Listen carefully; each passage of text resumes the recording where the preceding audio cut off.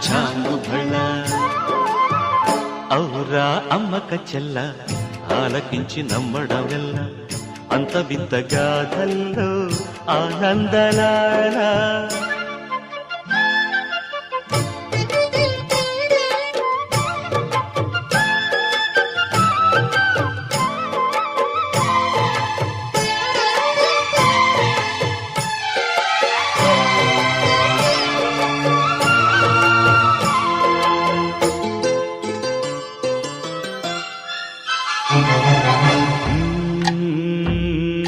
నల్లరాతి కండలతో